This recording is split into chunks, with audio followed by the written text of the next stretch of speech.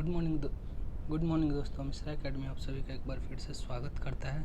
जी हाँ दोस्तों, आज हम देखेंगे एसएससी सीजीएल और बैंक दोनों में सबसे आसान कौन है और किसे लेने में ज़्यादा कंपटीशन का सामना ना करना पड़े, आसानी से हम जॉब अपने हाथ में ले सकें।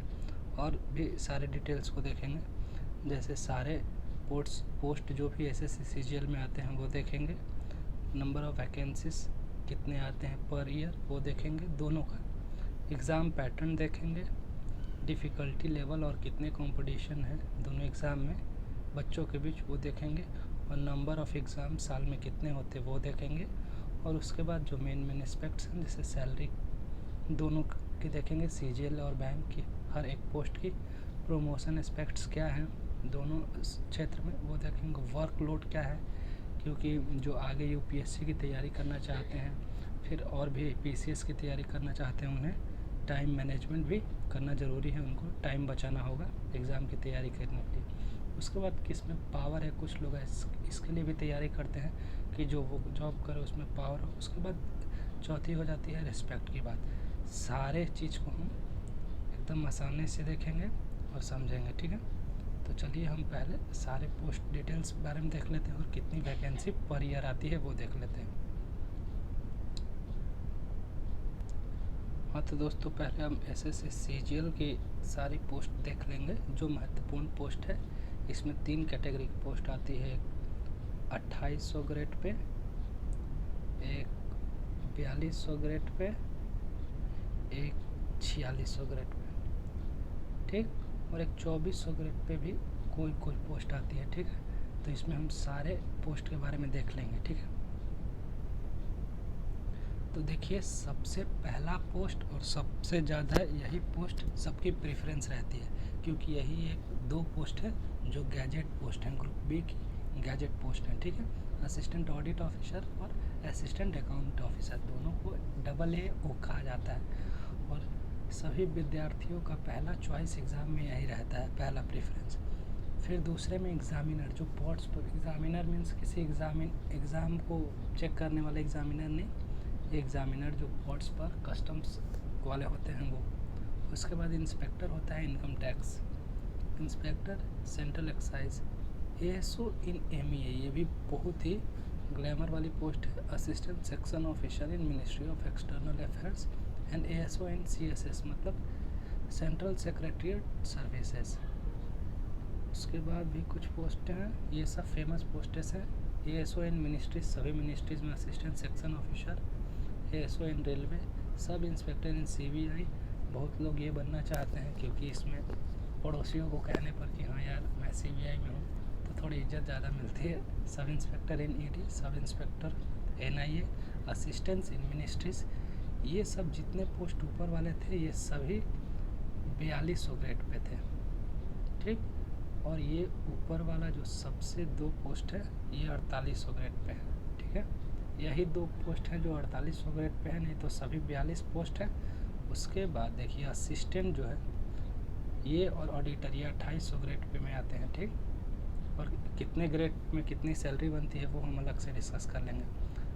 ऑडिटर भी 2800 ग्रेड पे में आता है, टैक्स असिस्टेंट और UDC ये 2400 ग्रेड पे या 2800 ग्रेड में ये आते हैं, ठीक। सीजीएल के हो गए सारे पोस्ट। अब बैंकिंग के सारे पोस्ट हम देख लेंगे कि कौन कौन से बैंकिंग एग्ज़ाम आफ्टर ग्रेजुएशन हम लोग देते हैं। सबसे ज़्यादा इम्पोर्टेंस है RBI ग्रेड बी, जिससे ये इम्पोर्टेंस है, इसमें सैलरी बहुत अच्छी रहती है, इतनी फेमस पोस्ट है, इसमें वैकेंसीज कम आते हैं। लेकिन आप इससे समझ जाइए इसकी रॉयलिटी के बारे में कि भारत के 4 उप गवर्नर होते हैं, जिनमें से 2 गवर्नर इसके द्वारा ही प्रमोशन से बनाए जाते हैं। उसके बाद सेकंड में मैंने रखा RBI में असिस्टेंट मैनेजर के लिए। उसके बाद SBI PO आता है, SBI SO आता है, स्पेशलिस्ट ऑफिसर, मतलब लॉ डिग्री हो यदि आपके पास, BTech डिग्री हो, ये सब में स्पेशलिस्ट ऑफिसर आप बनेंगे। IBPS PO और MT आता है, CB में मैनेजर का आता है, और RRB का PO आता है। अब RRB PO क्या होते हैं, IBPS PO क्या होते हैं, और SBI PO इसमें आपको मालूम होता है। और इंडिविजुअल बैंक PO भी होते हैं, हर बैंक अलग अलग अपना एग्ज़ाम एक कराती है, कभी कभी साल में हो गया, 2 साल में एक बार। अलग अलग कुछ वैकेंसी पीओ के लिए। फिर नाबार्ड का मैनेजर का भी पोस्ट आता है, सिडबी में असिस्टेंट मैनेजर, आरबीआई में assistant, SBI clerk, IBPS clerk, RRB clerk. फिर इंडिविजुअल बैंक के सभी बैंक के अलग अलग कभी कदार आ जाते हैं क्लर्क के लिए। एलआईसी का एडीओ का पोस्ट आता है और असिस्टेंट का पोस्ट आता है। इंडिविजुअल इंश्योरेंस कंपनी भी साल दर साल अपनी वैकेंसी निकालती रहती है।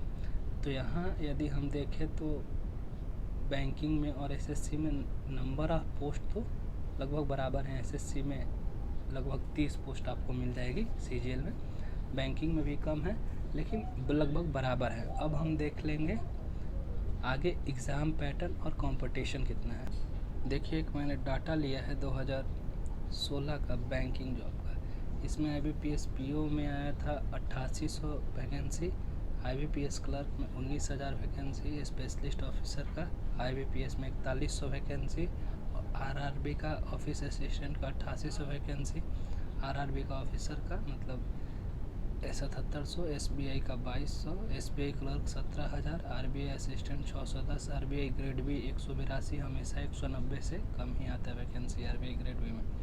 नाबार्ड में 150, सिडबी में 100 और टोटल लगभग आपको 69,000 वैकेंसी देखने को मिल रही है। मान के चलिए 60 किसी साल हो सके कि 50,000। और वहीं आपको सीजीएल में एसएससी सीजीएल में आपको मैक्सिमम जिस साल वैकेंसी आएगी 9,000 आएगी, ठीक है, इससे ज़्यादा नहीं आती है, ठीक। अब आगे चल के हम एग्ज़ाम पैटर्न देख लेते हैं एक बार। एग्ज़ाम पैटर्न एक बार देख लेते हैं हम। सीजीएल में प्री होता है, मेंस होता है, डिस्क्रिप्टिव होता है, टायर 2 किसी किसी में होता है, जैसे टायर 4 किसी किसी में होता है। एक एग्ज़ाम है जैसे जिसमें टाइपिंग देना होगा वो तो टायर 4 होगा। प्री में आपको जानते हैं 200 मार्क्स की क्वेश्चन होती है, ठीक, 100 क्वेश्चन 200 मार्क्स, 25-25 क्वेश्चन और 1 घंटा, ठीक, मतलब 100 क्वेश्चन 1 घंटे में आपको करनी होती है, ठीक। मेंस 200 मार्क्स की होती है, मेंस आपकी 200 मार्क्स 400 मार्क्स की होती है, 200 क्वेश्चन 400 मार्क्स, 100 इंग्लिश और 100 मैथ्स, ठीक है। और रीजनिंग और जीके आपकी मेंस में नहीं आती। फिर डिस्क्रिप्टिव होती है 100 मार्क्स की, 2 क्वेश्चन रहेगी 50-50 मार्क्स की, जिसमें एक लेटर और एक रेसे राइटिंग आती है। टायर 4 में मान के चलिए आपका टाइपिंग टेस्ट हो गया या सीपीटी हो गया, कुछ पोस्ट के लिए। और यहाँ मेंस में एक पेपर और जो AAO जो शुरू में मैंने पोस्ट बताया था उसके लिए 2 पेपर हो, एक पेपर और एक्स्ट्रा देना होगा, वो फाइनेंस का पेपर होगा। वो जीके का लगभग क्वेश्चन आता है उसमें, लेकिन जीके में भी फाइनेंस से रिलेटेड आते हैं, फाइनेंस और इकोनॉमी से रिलेटेड। तो यदि वो गैजेट पोस्ट आपको चाहिए तो एक पेपर और मेंस में देना होगा। अब बात कर लेते हैं हम लोग बैंक में। तो एक प्री होता है इसमें आपको जीके नहीं आता है, रीजनिंग, इंग्लिश और मैथ प्री में। उसके बाद मेंस आता है, इसमें जीके होता है लेकिन जीके फाइनेंस और करेंट अफेयर्स होता है, स्टैटिक जीके आपका नहीं आता। उसके बाद जीडी और इंटरव्यू होता है, ठीक। अब इससे हम समझ लेते हैं, देखिए लेवल इसमें क्या है।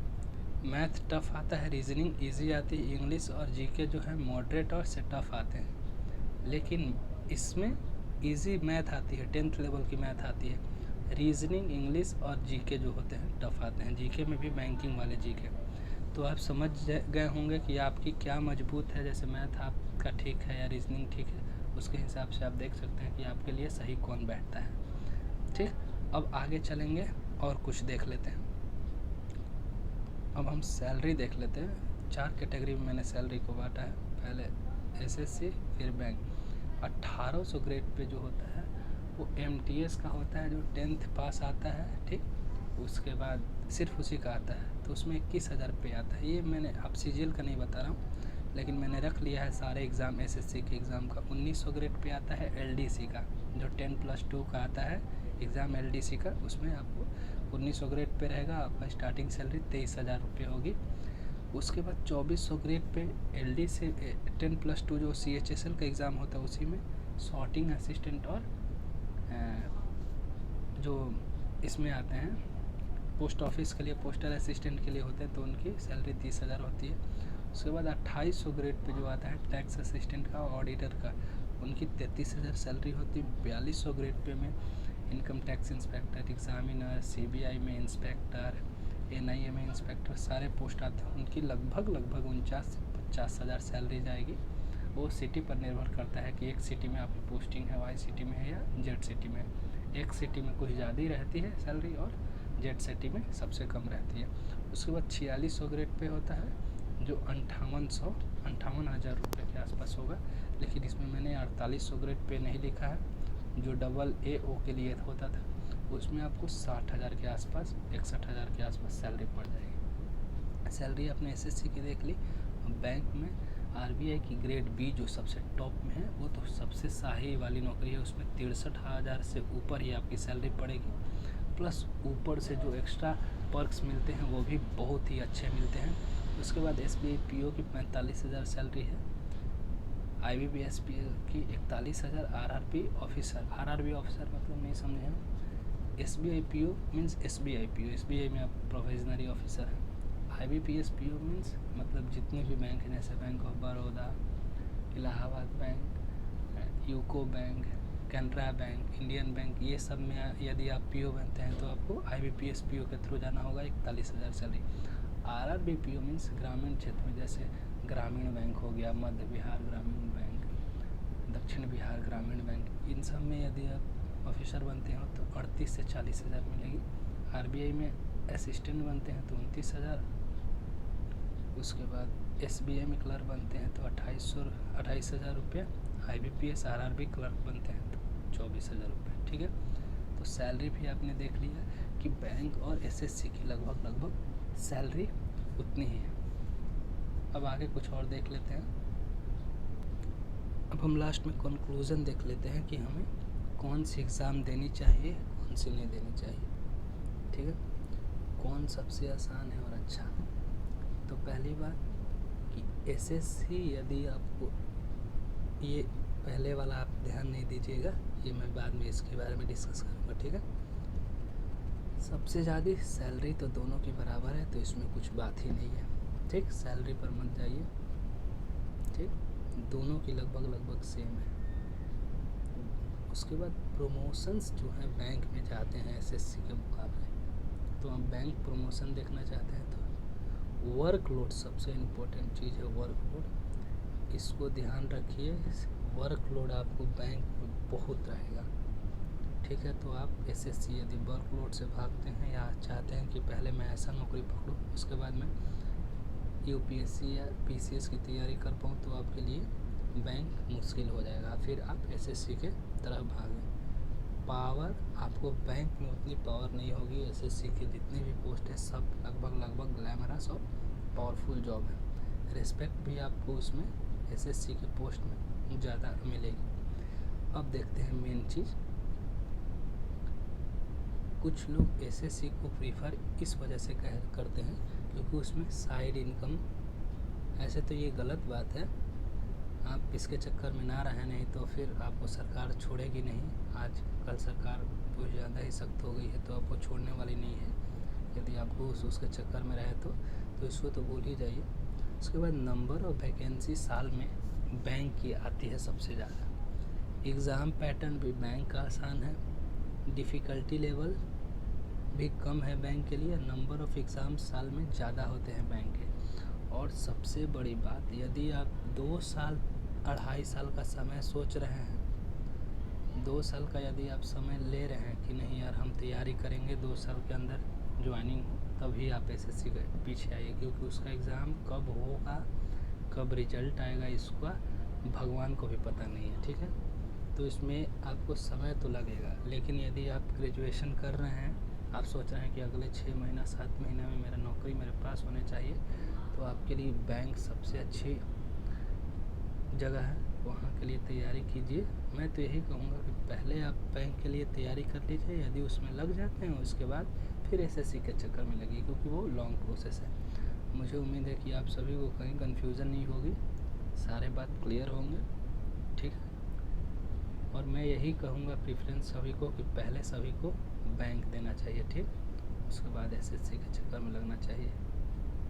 हाँ, ये भी बात है, जिसका बैंक SSC कंप्लीट है सिलेबस, वो बैंक थोड़ी बहुत मेहनत लगा के आराम से कर सकता है। ठीक है बाबा, चैनल को सब्सक्राइब कीजिए, लाइक कीजिए, शेयर कीजिए। बाय, फिर मिलेंगे।